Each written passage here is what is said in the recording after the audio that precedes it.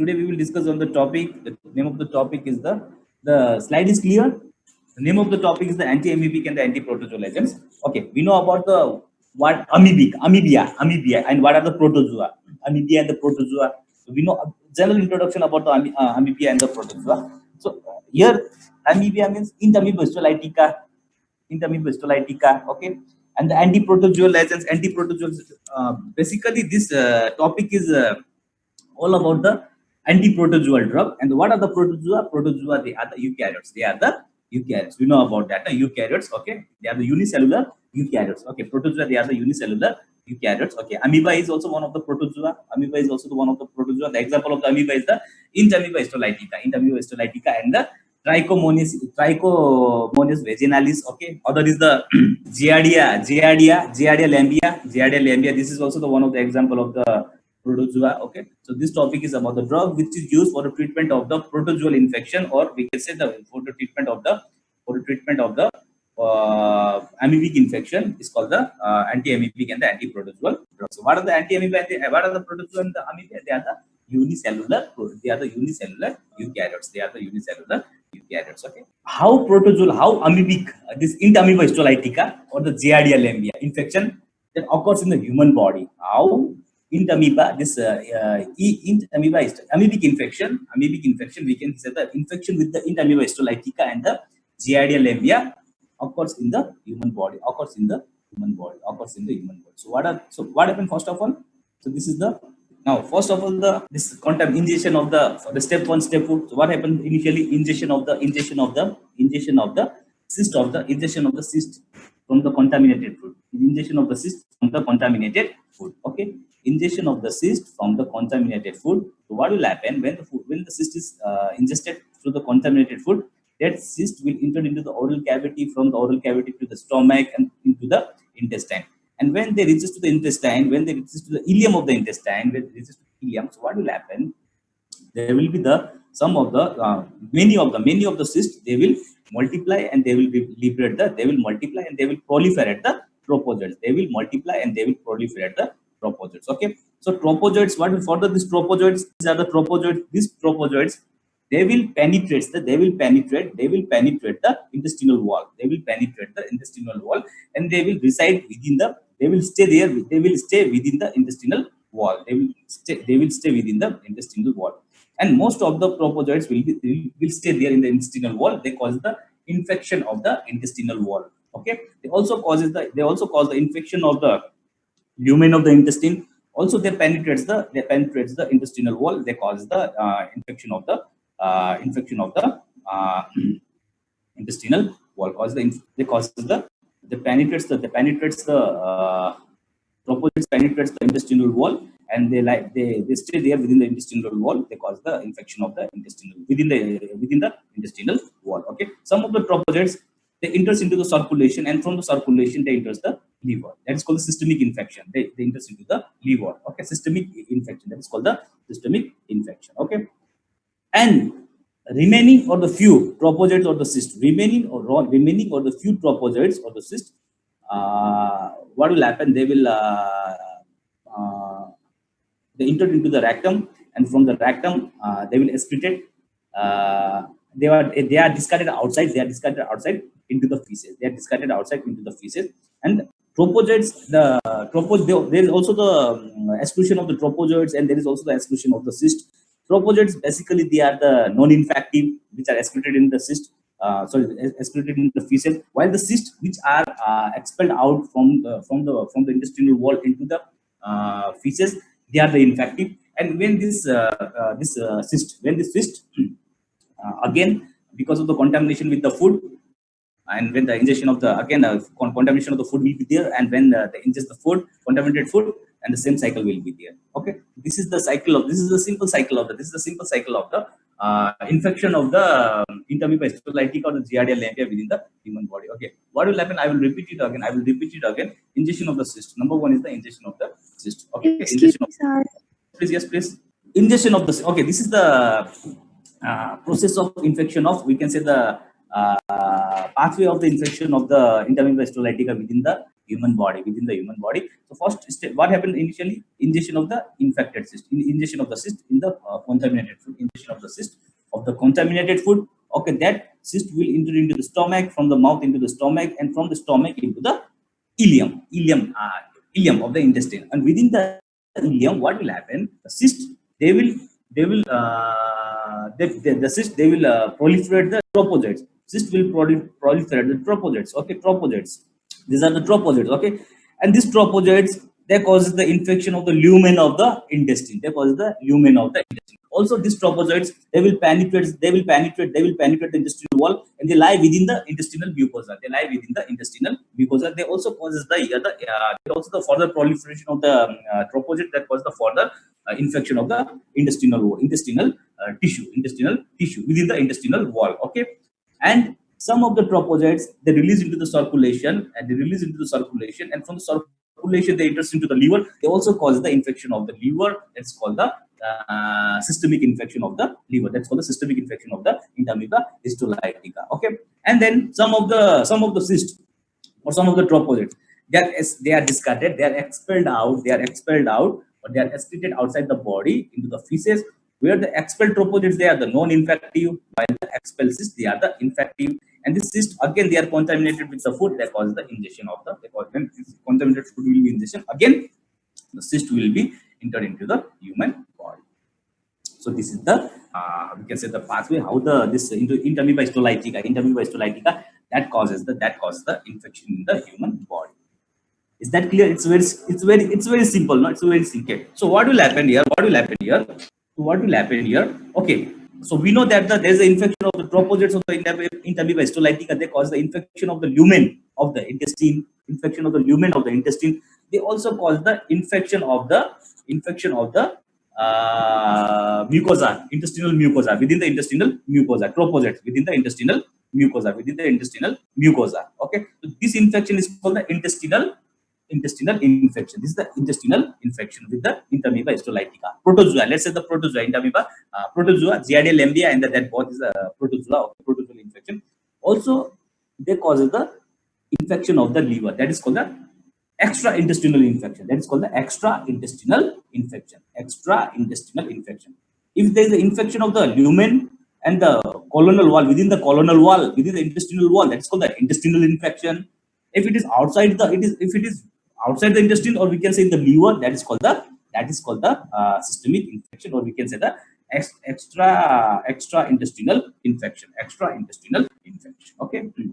Now, in simple, the drugs which are used for the treatment of the infection. Okay, basically the drugs, it act on the drugs that is used to kill the only the tropozoites or the cysts which are present within the lumen. That's called the luminal amebicides. That are called the luminal amebicides. Okay, so we will discuss about later. That are called the luminal amebicides. Okay, and the drug which is used to kill the tropozoites, not the cysts, but the tropozoites which are present within the intestinal wall and in the liver. They are called the systemic amebicides. They are called the systemic amebicides. Okay, only the drug which is used to kill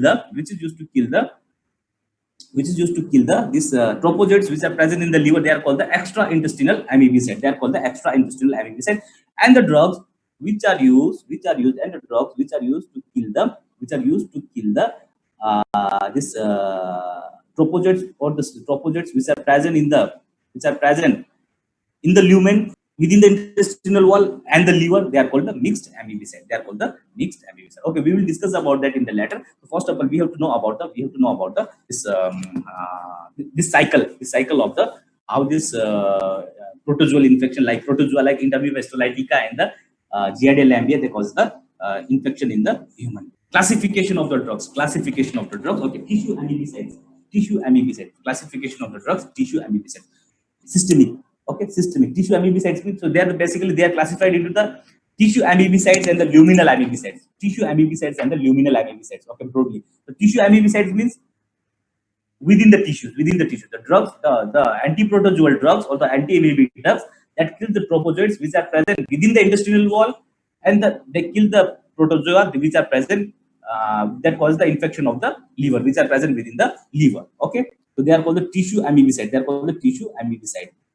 Again, their tissue amebicides, they are classified into the intestinal, extra-intestinal amebicide. Okay, intestinal and the extra-intestinal amebicide. Mixed. That's called the mixed. That means they kill the classification. Okay, classification of the tissue amebicides. Classification of the tissue amebicides. Okay, classification.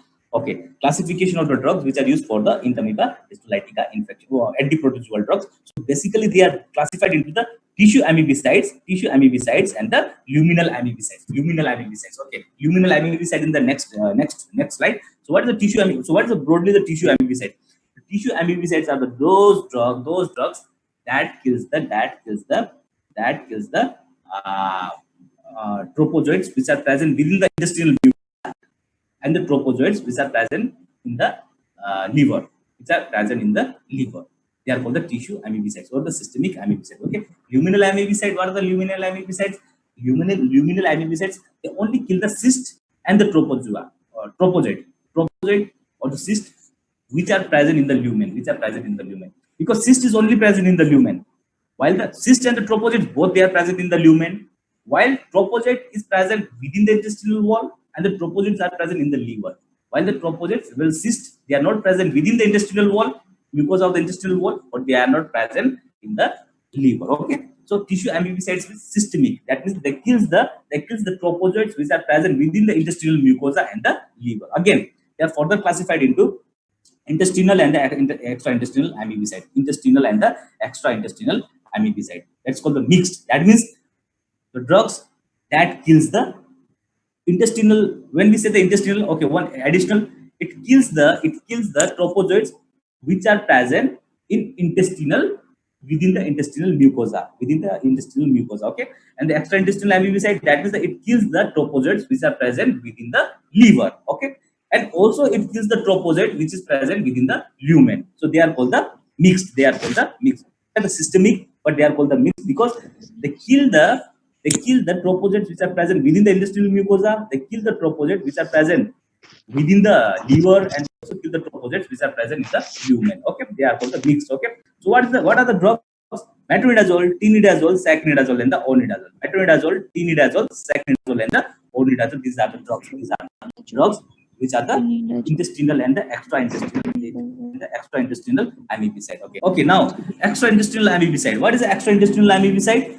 That means outside the intestine. That is the tissue amebicide. Extra-intestinal amebicide. That is the chloroquine. That means the drugs that kills the tropozoite which is present within the liver only, but not in the intestine. No action on the liver only, and no action on the intestine, but they kill the tropozoites which are present in the liver, Okay, I will repeat it again. Tissue amebicides, they are the tissue amebicides, they are the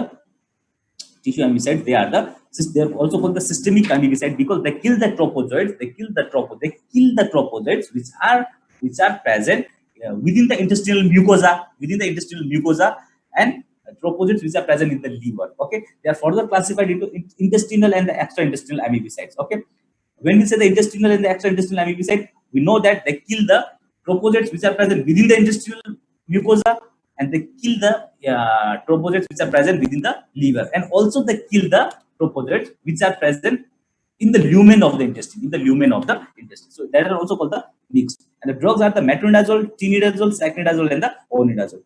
But extra-intestinal amebicide, they kill the tropozoites. That's tropozoites, not the tropozoa. Sorry, tropozoites which are present in the liver only. Example is the chloroquine.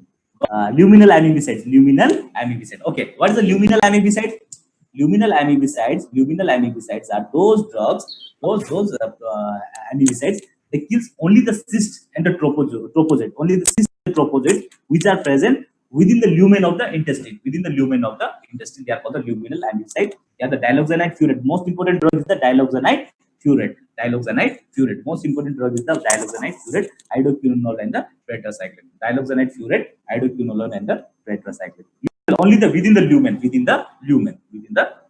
not in the intestinal wall and not in the liver. Only within the lumen, the cyst or the tropozoite that is present within the lumen. That's called the drug is the diloxanide furet. Most important drug is the diloxanide furet, and the other drugs are the hydroquinone and the tetracycline. Is that clear? Should I continue? Yes, sir. Now, tissue amebicides. Tissue amebicides. Okay, first of all, we will discuss about the tissue amebicides. Okay, intestinal and the extra-intestinal amebicides. Intestinal and the extra-intestinal amebicides. So it is also called the mixed amebicide. They are also called the mixed amebicide because they kill the trophozoites which are present within the intestinal mucosa. They kill the trophozoites which are present within the liver, and they also kill the trophozoites which are present within the lumen. Within the lumen, all three trophozoites, only trophozoite but not the cyst, only the trophozoite but not the cyst. They kill the trophozoites which are present within the lumen. They kill the trophozoites which are present within the intestinal wall, mucosa, intestinal mucosa, and they kill the trophozoites which are present in the liver. Okay, we have already discussed about it. All of the drugs are important. If it is difficult to remember, or at least remember the three drugs: metronidazole, tinidazole, and the sacnidazole. And the odidazole is also this commonly used drug, but at least remember the three drugs: metronidazole, tinidazole, and the sacnidazole. And they are the nitroimidazole derivatives. They are the nitroimidazole derivatives because they contain the nitro group. They contain the nitroimidazole derivatives. They contain the nitro group. Okay. What is the mechanism of action of nitro group? What is the mechanism of action of the this metronidazole? What is the mechanism of action of the metronidazole? Okay, number one, we know that the metronidazole or this metronidazole, sacnidazole, tinidazole, and the onidazole, they contain the nitro group. They contain the nitro group. And what is the property of the nitro groups? They are the electron acceptors. They are the electron acceptors. They accept the electrons. They accept the electrons. The nitro group of the metronidazole, they accept the electron. Okay, this is the property of the nitroimidazole derivative. Okay, so when this drug is taken orally or by the intravenous route, by the parental route, what will happen? They enters into the body, and they are susceptible to the protozoa. They are susceptible to the, let's say, the protozoa. The protozoa are the Entamoeba histolytica and the Giardia lamblia and the Trichomonas vaginalis. So many are there. So we will consider them as a single as a protozoa. So what will happen? The protozoa contains that susceptible organism. It carries the susceptible organism mane ko protozoa jisko lagi se we are giving the drug metronidazole. That susceptible organism carries the electron transport component which is called the ferredoxin. I will repeat it again. The susceptible organisms carries the electron transport component that causes the ferredoxin. Now this ferredoxin is the electron transport component. These ferredoxins, they will donate the electron. They will donate the electron from the susceptible organism to the metronidazole, because we know that the metronidazole contains the nitro group which serves as the electron acceptors. Okay, so susceptible organism that contains the ferredoxin, which is considered as the electron transport component, that will donate the electron to the metronidazole. Metronidazole will receive the nitro group of the metronidazole will receive the electron, and it will be reduced into the the nitro group of the metronidazole will be reduced, and it will become a short-lived intermediates. And these short-lived intermediates will causes the disruption of the DNA replication, disruption and the inhibition of the transcription and the DNA repair process of the susceptible organisms. Okay, I will repeat it again. What is the mechanism of action of the this metronidazole, sacnidazole, onidazole, and tinidazole? That contains the nitro group. Which serves as the electron acceptor. That means the nitro group of the metronidazole, it receives the electron because they serve as the electron acceptors. Okay, they receive the electron. While the susceptible organisms, they carries the electron transport component. That means they donate the electron. Through ferredoxin. So when this drug is given, what will happen? The susceptible organisms like the Entamoeba histolytica and the Giardia lamblia, they will donate the electron to the metronidazole, and the nitro group of the metronidazole will receive the electron. And after receiving the electron, the nitro group will be reduced. And there will be the formation of the intermediates. Okay, short life, which are of the short life intermediate. So these intermediates, this newly formed intermediate, they actually inhibits they actually causes the disruption of the DNA replication of the organisms or this protozoa, or the inhibits or disrupts the DNA transcription and the DNA repair process. Then I will repeat it again. Nitro group, metronidazole contains the drug contains the nitro group, and on one hand it contains, okay, we can say nitro group. That nitro group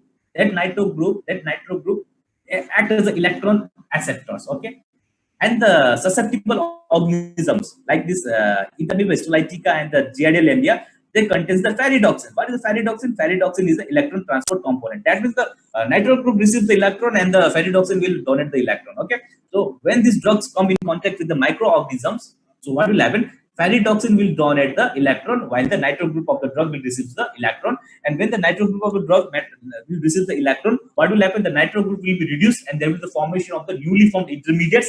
Now that newly formed intermediates will be responsible for the inhibition or the disruption of the DNA replication of the protozoa, or the inhibition of the DNA transcription of the protozoa, or the inhibition of the DNA repair process of the protozoa.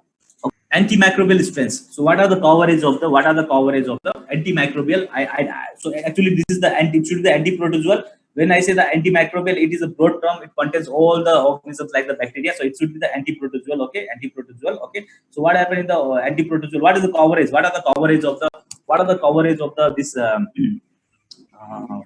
metronidazole, coverage of the metronidazole? Okay, this intestinal and the extraintestinal amibicide. Okay, highly effective against the infection caused by the int amoeba histolytica. They are the protozoa. Okay, eukaryotes. Okay, int amoeba histolytica. Okay, and the disease caused by the int amoeba histolytica is called the amoebiasis. Amoebiasis. Okay, or the amoebic liver disease. Amoebic liver disease or the amoebiasis. Okay, Giardia lamblia. Giardia lamblia. Giardia lamblia. Giardia lamblia. What are the they are part of Giardia intestinalis and the Giardia duodenalis. They are the Giardia lamblia, and they causes the disease giardiasis. Giardiasis. Trichomonas vaginalis. Trichomonas vaginalis. That causes it's a sexually transmitted disease commonly in the female. They cause the disease caused by this protozoa is the trichomoniasis. Trichomoniasis. And it's a sexually transmitted disease. This is very common in the female. This is very common in the female. And beside the so Trichomonas vaginalis and the beside protozoal infection, they also used for the infection of the bacterial infection. The bacterial infection are anaerobic bacterial infection like the Clostridium and the bacteroids.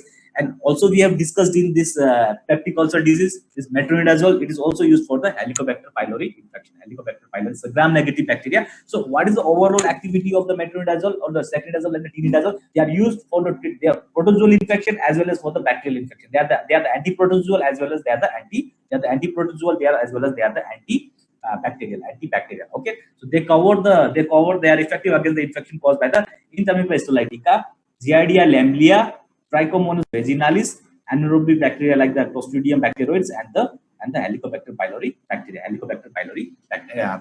So anaerobic bacteria, they are the Clostridium and the bacteria, and Helicobacter pylori, they are the gram-negative bacteria.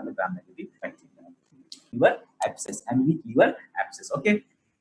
This drug is also, but they only kills the tropozoites, but not the cyst. Important thing is they only kills the tropozoite, but not the cyst. Okay. Drug of choice in giardiasis, that is the infection which is caused by the Giardia lamblia. Giardia lamblia. And also by the trichomoniasis, that is the infection which is caused by the Trichomonas vaginalis. Trichomonas vaginalis. Okay. And in previous classes we have discussed about the Helicobacter pylori induced peptic ulcer. Where's the metronidazole is used for the therapy, triple therapy, quadruple therapy, and the sequential regimen. Triple, quadruple, and the sequential regimen. Okay, so we know about that. Among that regimen, the triple regimen is the most important. So at least remember and read the triple regimen. Helicobacter pylori induced peptic ulcer for the treatment of the Helicobacter pylori induced peptic ulcer. Okay, and it is also used for the treatment of the anaerobic infection. That is the anaerobic infection which is caused by the anaerobic bacteria like the bacteroids and the Clostridium. The indications are the anaerobic infection which is caused by the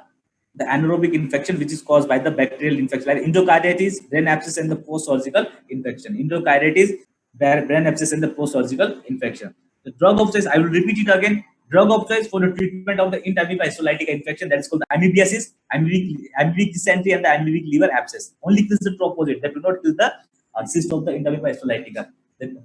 And second is the drug of choice in the giardiasis, that is the Giardia lamblia infection, and the trichomoniasis, that is the Trichomonas vaginalis infection. Okay, for the Helicobacter pylori induced peptic ulcer, to treat or prevent the Helicobacter pylori infection, the triple, quadruple, and the sequential regimen, and for the treatment of the anaerobic bacterial infection like endocarditis, brain abscess, and the post-surgical infection. I think we have already discussed about the antimicrobial strength. So these drugs are used to treat or prevent the infection that is caused by those antimicrobial strengths. Okay. Now the adverse drug reaction is a very simple. Okay. Again. Dose of the metronidazole, 400 milligram per oral every 8 hourly for 7 days in GIDSs and the amoebiasis. Okay, 400 milligram. It has to be remembered. It has to be remembered. यसमा बुझाउनु पर्ने concept दिनु पर्ने के छैन it has to be remember 400 milligram per oral every 8 hourly for 7 days in GIDSs and the amoebiasis.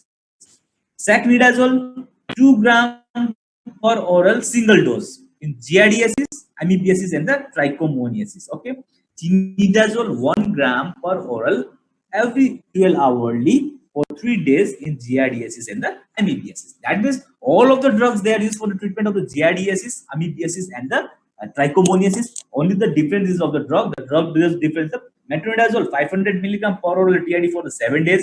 Sacnidazole 202 gram per oral single dose, and the tinidazole 1 gram per oral BD for the 3 days. Okay.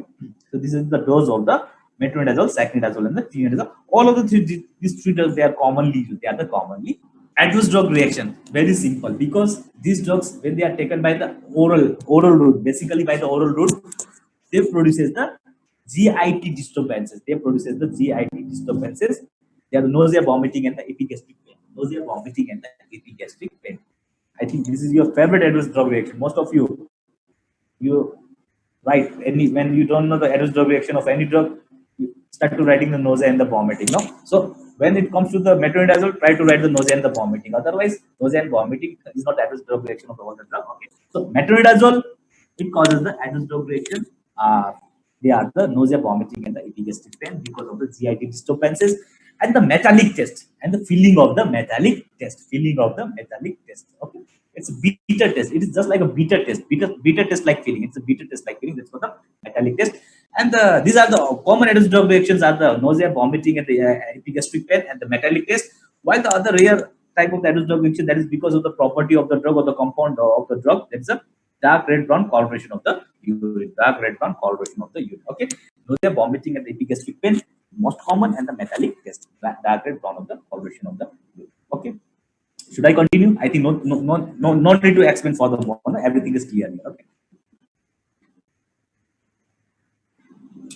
Now, contraindications. These drugs should be contraindicated in the pregnancy because they crosses the blood-brain barrier. These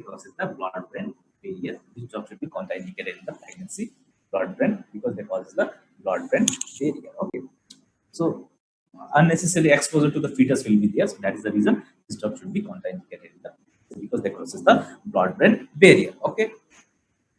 Oh, one of the important drug interaction you have to remember, but probably you don't know the metabolism of the alcohol.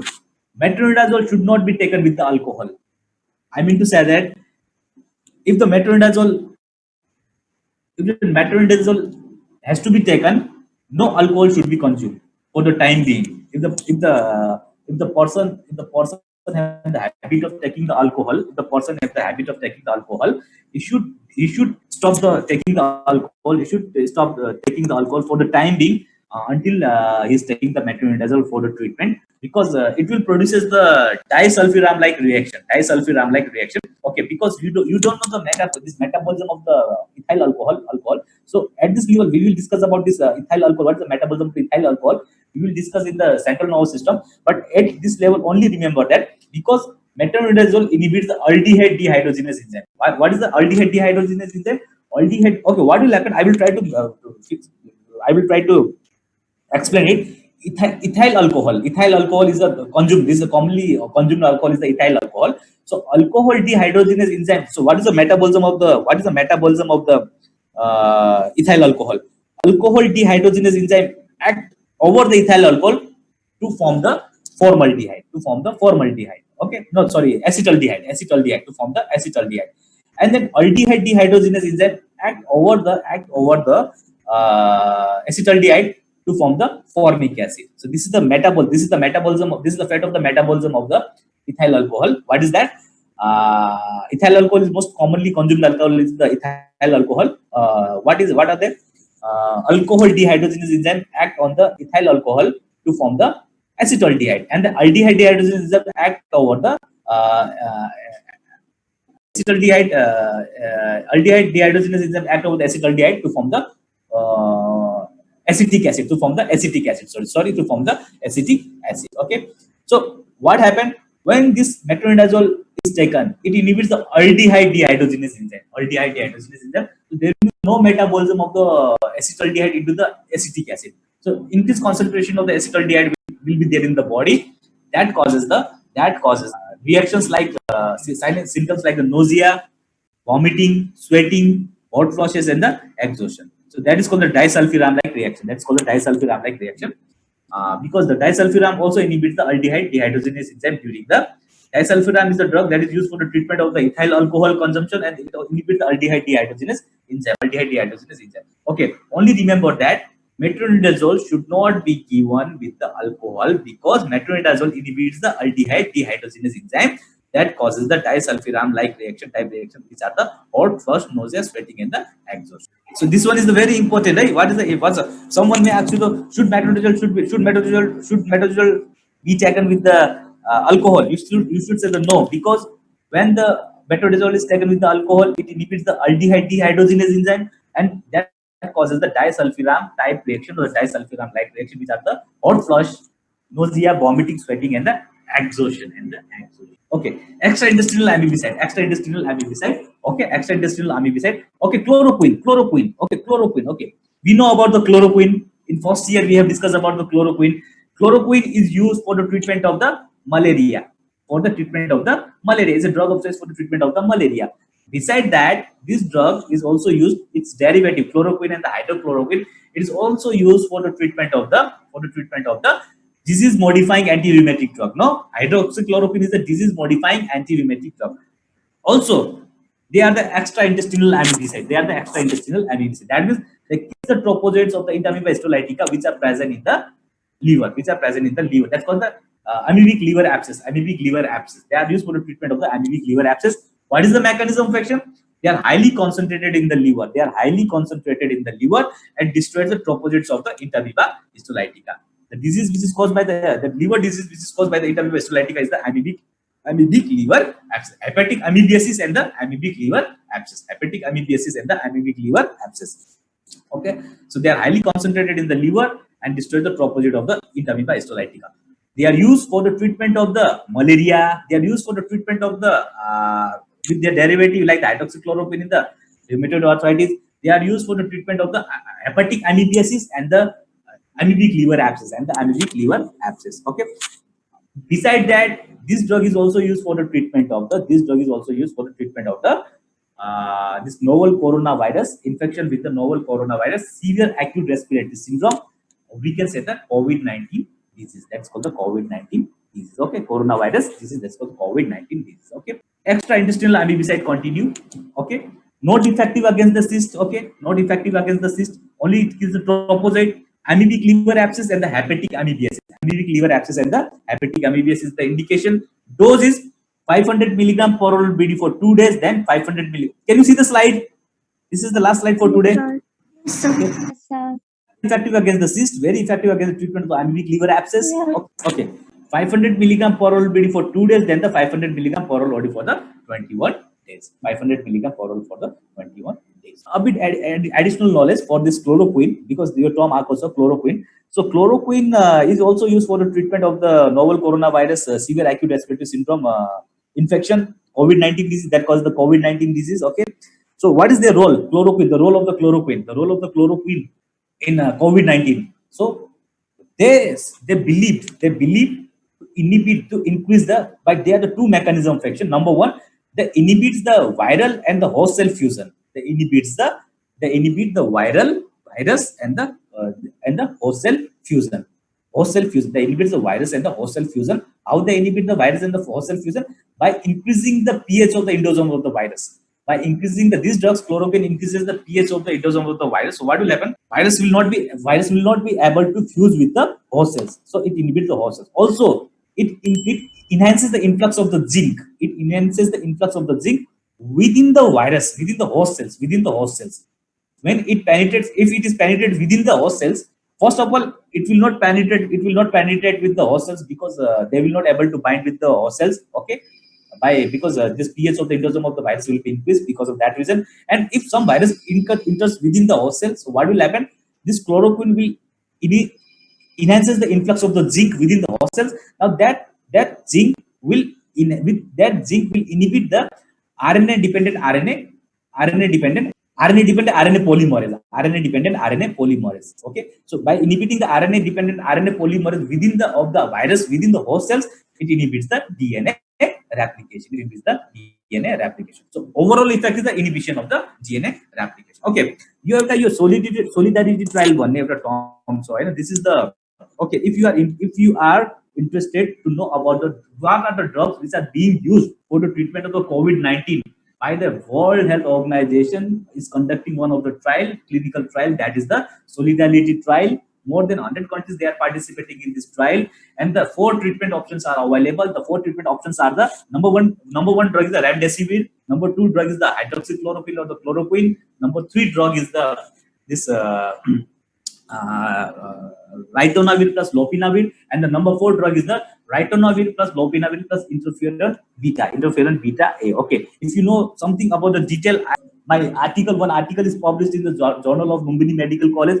So this is the link. You can go through this link. Okay, and this link you will know about the and references are also there.